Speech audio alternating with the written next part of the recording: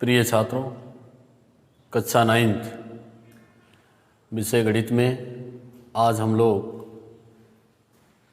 14वां chapter जिसका नाम है सांख्यिकी अर्थात स्टैटिक्स का अध्ययन करेंगे। इस चैप्टर में सबसे पहले हम सांख्यिकी क्या है इसको पढ़ेंगे।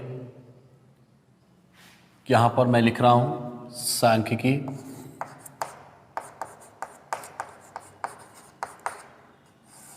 अर्थात स्टैटिक्स।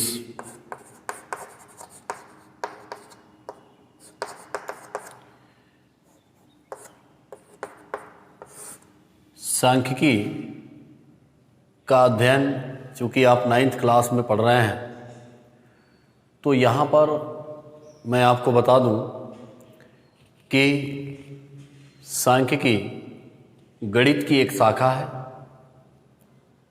और इस शाखा के अंतर्गत हम संख्याओं अथवा आंकड़ों के बारे में अध्ययन करते हैं। बात यहाँ पर हमने जो कहा है ये आपको स्पष्ट रूप से समझ में आनी चाहिए कि जो सांख्यिकी है वह गणित की ही शाखा है और इसका उपयोग हमारे दैनिक जीवन में बहुत ही व्यापक है।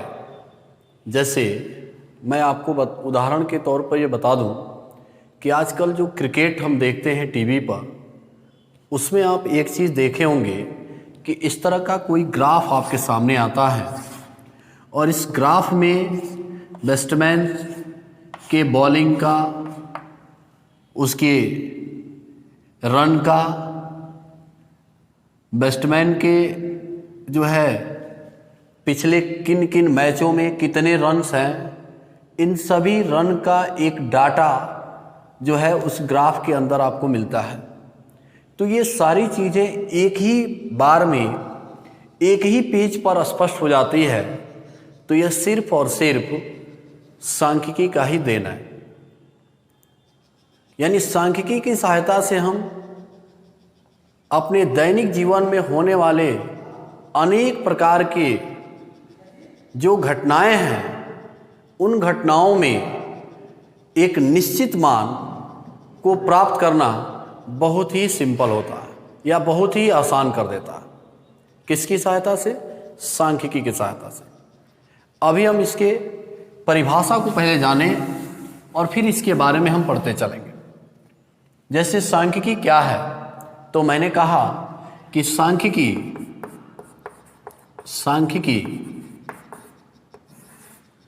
गणित की वह शाखा है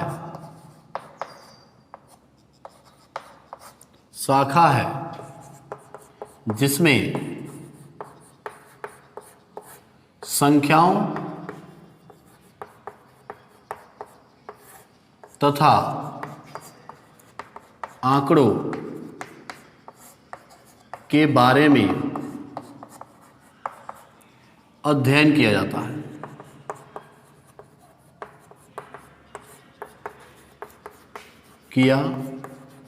है। मैंने कहा कि सांख्यिकी गणित की वह शाखा है जिसमें संख्याओं तथा आंकड़ों के बारे में अध्ययन किया जाता है। यहाँ पर आंकड़ा क्या है, तो आपको मैं बता दूं कि आंकड़े को हम जो है अंग्रेजी में डाटा कहते हैं, जबकि इसको हिंदी में डेटा लिखते हैं। यानी आंकड़ा किसे कहते हैं भाई? तो आंकड़े के बारे में हम ये कह सकते हैं कि गुणात्मक अथवा या कह दीजिए गुणात्मक या मात्रात्मक चर के मानों के समुच्चय को आंकड़े कहते हैं। आंकड़े कहते हैं। यहाँ पर मैंने बताया कि आंकड़े की जो परिभाषा हमने दिया, गुणात्मक या मात्रात्मक चर के मानों के समुच्चय को आंकड़े कहते हैं। इसका मतलब क्या हुआ, हम थोड़ा इस पर चर्चा करें कि आंकड़े आखिरकार है क्या।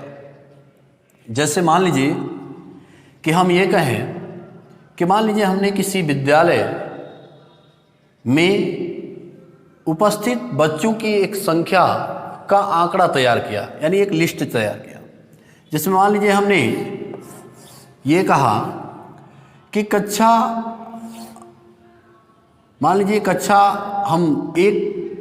कक्षा एक में उपस्थित छात्र की जो संख्या हमने देखा उसमें पाया 30, कक्षा 2 में हमने देखा 35, कक्षा 3 में हमने देखा कि 40 बच्चे हैं, कक्षा 4 में हमने देखा कि इसमें 80 बच्चे हैं।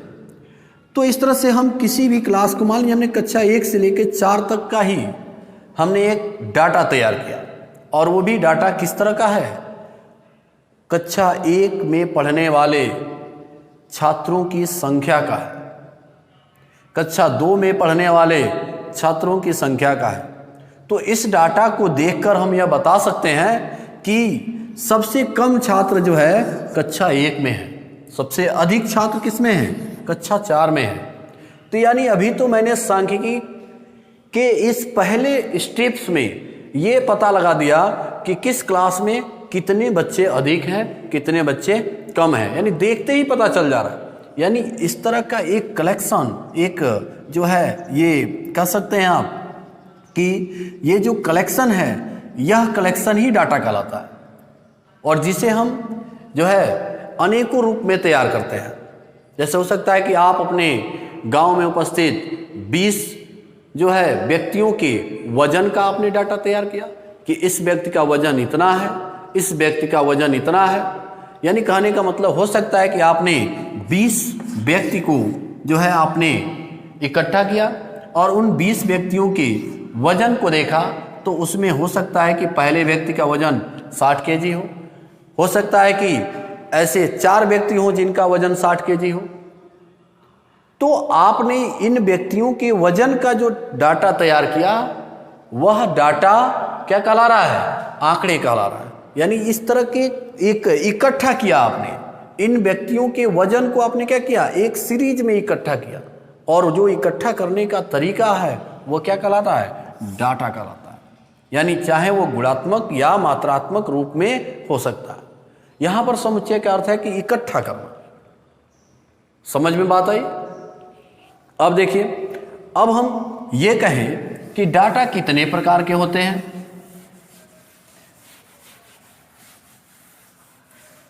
यहां पर मैं बात करूं कि आंकड़ों के प्रकार, आंकड़ों के प्रकार, टाइप्स ऑफ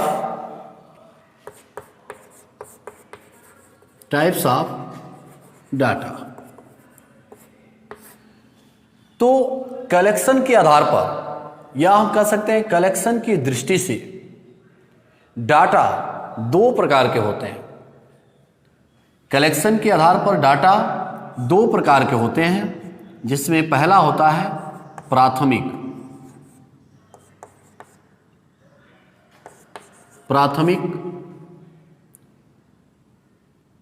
यानी प्राइमरी डाटा, और दूसरा जो होता है वो होता है द्वितीयक, या इसी को गौण भी कहते हैं, अर्थात सेकेंडरी।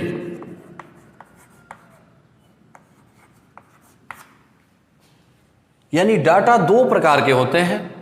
एक होता है प्राथमिक और एक होता है द्वितीयक। प्राथमिक जो डाटा है, यानी प्राथमिक आंकड़े कह सकते हैं इसको हम, प्राथमिक डाटा, प्राथमिक आंकड़े यानी प्राइमरी डाटा, और द्वितीयक या गौण आंकड़े यानी इसको कहते हैं सेकेंडरी डाटा। तो कलेक्शन के आधार पर हमने डाटा को दो वर्गों में बांटा, एक प्राथमिक और दूसरा क्या है, गौण। यहां पर समझने वाली बात यह है कि हम ऐसे कौन से कलेक्शन यानी जो डाटा का हम करते हैं वह प्राथमिक होगा और कौन ऐसा कलेक्शन है जिसमें हम द्वितीयक कहेंगे। अर्थात कहने का मतलब यह है कि वे आंकड़े कौन हैं जिनको हम प्राथमिक कह रहे हैं और वे आंकड़े कौन हैं जिनको हम द्वितीयक कहते हैं। तो मैं आपको बता दूं कि प्राथमिक आंकड़ा वे आंकड़े होते हैं जिनको हम स्वयं बनाते हैं,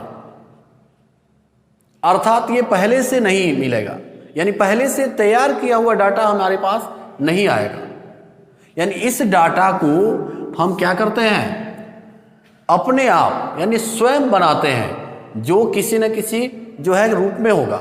जैसे मान लीजिए कि हम स्कूल में उपस्थित मान लीजिए कि 50 बच्चे के जो है 5 विषय में प्राप्त अंकों का एक लिस्ट बनाया, यानी अंकों का एक डाटा तैयार किया। तो ये स्वयं मैंने तैयार किया, इसलिए ये जो डाटा है वह प्राथमिक डाटा कहलाएगा। बताया गया क्या? हमने कहा कि अगर मान लीजिए कि हम किसी क्लास के 50 बच्चों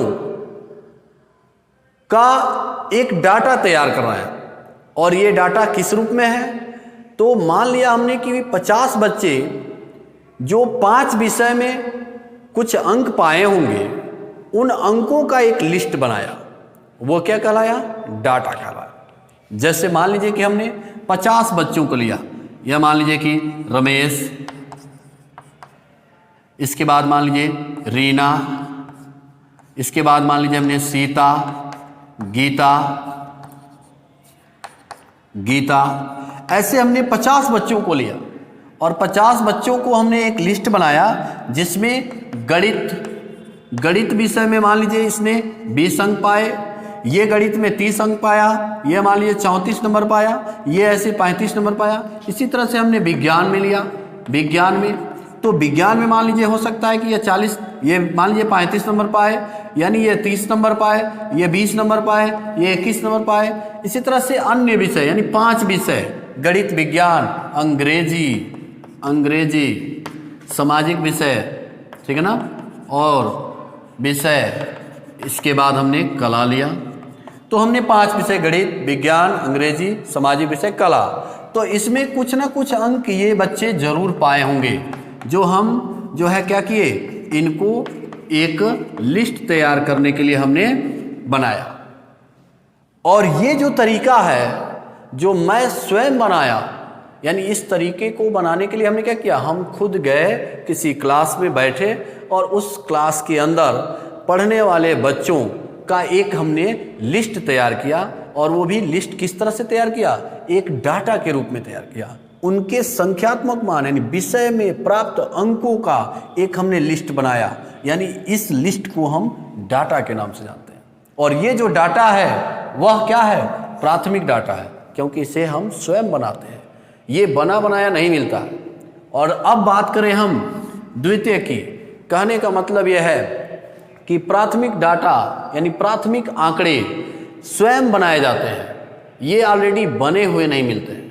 और जबकि द्वितीय आंकड़े की बात करें तो ये जो आंकड़ा है ये हम स्वयं नहीं बनाते हैं, बल्कि ये डाटा ये बना हुआ प्राप्त होता है। जैसे कोई क्लास, या जैसे मान लीजिए कि कोई कंपनी है या कोई क्रिकेट का जो है मान लीजिए कि टीम है, क्रिकेट खेल रही है, तो उस क्रिकेट के दौरान जब आप देखते हैं कि एक बना बनाया डाटा हमारे सामने आता है, तो जो बना बनाया डाटा मेरे सामने आया वो ऑलरेडी क्या किया, किसी व्यक्ति ने बनाया है।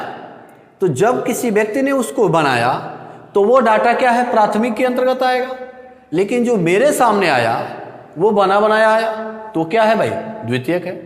यानी कोई कंपनी में काम करने वाला व्यक्ति जब डाटा तैयार करेगा तो उस डाटा को हम क्या कहेंगे, प्राथमिक डाटा कहेंगे।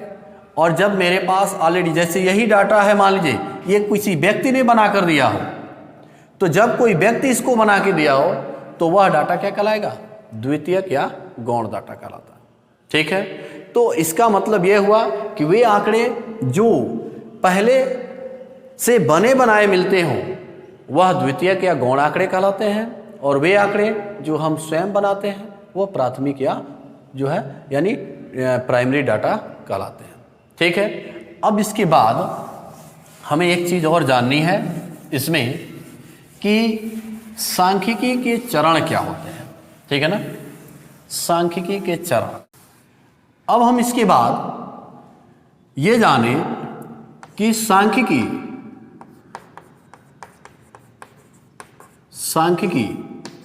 के चरण यानी सांख्यिकी के चरण क्या होते हैं।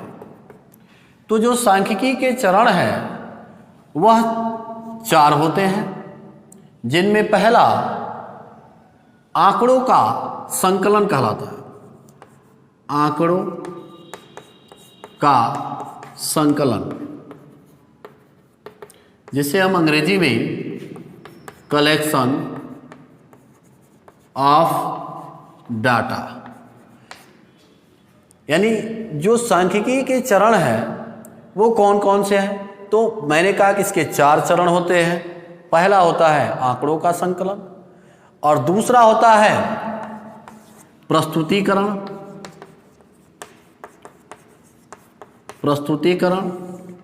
जिसको हम अंग्रेजी में कहते हैं प्रेजेंटेशन।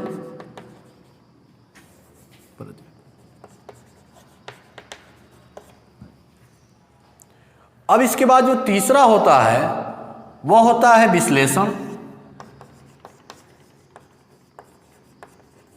जिसको हम अंग्रेजी में कहते हैं एनालिसिस। और अंतिम जो होता है वह है चौथा निर्वचन। चौथा जो होता है वह होता है निर्वचन, जिसको हम अंग्रेजी में कहते हैं इंटरप्रिटेशन।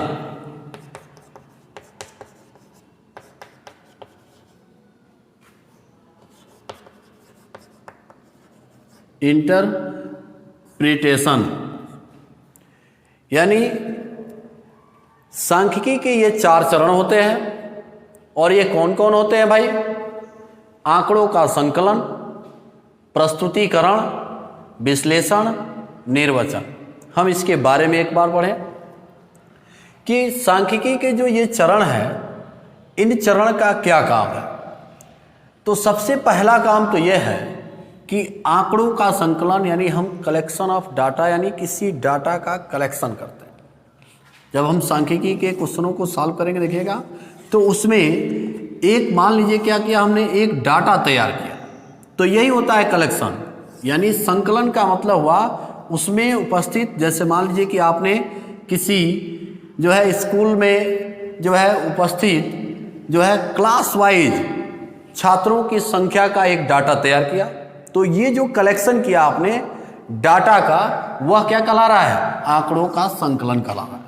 जैसे एक कक्षा 1 में पढ़ने वाले मान लीजिए 35 बच्चे हैं, 2 में पढ़ने वाले 40 हैं, 3 में पढ़ने वाले मान लीजिए कि 15 हैं, जो है 4 में पढ़ने वाले मान लीजिए कि 20 हैं, 5 में पढ़ने वाले मान लीजिए कि 50 हैं, 6 में पढ़ने वाले मान लीजिए कि 80 हैं, और 7 में पढ़ने वाले मान लीजिए 105 हैं, तो 8 में पढ़ने वाले मान लीजिए हमने कि 1 यानी 100 हैं। तो इससे ये जो डाटा तैयार किया हमने, यानी इस तरह का कलेक्शन क्या कहला रहा है? आंकड़ों का संकलन कहलाता है। यानी ये जो सांख्यिकी के 4 चरण होते हैं, इसमें पहला चरण होता है कि हम एक कलेक्शन करें, किसका? डाटा का। ठीक है, यानी डाटा का हम क्या करते हैं? पहले कलेक्शन करते हैं। उसके बाद कह रहा है कि प्रस्तुतिकरण मतलब प्रेजेंटेशन, यानी इस डाटा को हम क्या करते हैं? प्रस्तुतिकरण यानी प्रेजेंटेशन, यानी इसको प्रेजेंटेशन का मतलब यहाँ पर है, जो प्रस्तुतिकरण है वह एक वर्ग के अंतर्गत होता है। मतलब वर्ग का यहाँ अर्थ ना कहिए, बल्कि ये कह सकते हैं आप कि इसको एक नियम के आधार पर इसको हम लिखते हैं। जैसे कहने का मतलब है कि इसमें प्रस्तुतिकरण एक बेहतर तरीके से होनी चाहिए। यहाँ पर यह बात यह है कि प्रस्तुतिकरण का सीधा अर्थ क्या हुआ कि इसको प्रस्तुत करना, यानी ये दिखना चाहिए। और प्रस्तुत कैसे करेंगे आप? इधर उधर तो करेंगे नहीं। प्रस्तुत करने का एक तरीका होना चाहिए कि हम इसको किस प्रकार से प्रस्तुत करें। तो ये जो तरीका है इसको हम एक क्या करते हैं, एक जो है लाइन खींचते हैं, इसके अंदर इसको ऐसे प्रस्तुत करते हैं। मतलब ये एक तरीका है प्रस्तुत करने का। इसके बाद कहता है विश्लेषण, मतलब ये जो प्रस्तुतिकरण आपने किया, इस प्रस्तुतिकरण के अंदर ऐसा तो नहीं कि कोई एक कमी रह गई, तो इस कमी को दूर करने के लिए हम इसको क्या करते हैं, विश्लेषण करते हैं, इस पे एनालिसिस करते हैं। और जब एनालिसिस हो जाए तो अब इसका निर्वचन करते हैं, अर्थात अब ये बता सकते हैं कि अब इसमें कोई गलती नहीं है। आप इसमें तुरंत देख के बताएंगे कि इस कक्षा 3 में सबसे कम बच्चे हैं, कक्षा 4 में इतने बच्चे हैं, कक्षा 1 में इतने बच्चे हैं, और कक्षा 8 में इतने बच्चे हैं, कक्षा 7 में सबसे अधिक बच्चे हैं। ये सारी चीज़ें कब हुआ? जब हमने इसका एनालिसिस कर लिया, अर्थात इसका विश्लेषण करने के बाद हमने कहा कि अब इसको इंटरप्रेजेंटेशन का मतलब हुआ, इसको निर्वचन हम कर सकते हैं। तो मैंने जो बातों को बताया वह सिर्फ इसलिए बताया ताकि आपको सांख्यिकी में हमें क्या पढ़ना है इसका अंदाजा आपके पास हो जाए। तो सबसे पहले हमने क्या बताया? हमने कहा कि सांख्यिकी क्या है, तो यह गणित की एक शाखा है जिसमें हम संख्याओं या आंकड़ों का हम क्या करते हैं, यानी इनके बारे में अध्ययन करते हैं। और आंकड़े क्या है? तो मैंने कहा कि आंकड़े क्या है भाई, तो गुणात्मक या मात्रात्मक चर मानों के, यहां पर मैंने कहा कि गुणात्मक या मात्रात्मक चर के मानों के जो समुच्चय होते हैं उसे हम क्या कहते हैं, आंकड़े कहते हैं। मतलब ये कि चाहे चर राशि में भी हो सकता है, अचर राशि में भी हो सकता है। ये एक सिस्टम जो है किसके आधार पर किया गया? आंकड़ों को बनाने के आधार पर किया गया। और आंकड़े हम अपने आप बनाएंगे तो वो क्या होगा भाई, जो है प्राइमरी होगा, यानी प्राथमिक होगा, और जो ऑलरेडी बना हुआ मिलेगा वो क्या होगा, द्वितीयक होगा। ठीक है। इसके बाद हम इस चैप्टर के आगे की चीज़ों को हम नेक्स्ट वीडियो में बताएंगे। आज के इस वीडियो में इतना ही। धन्यवाद।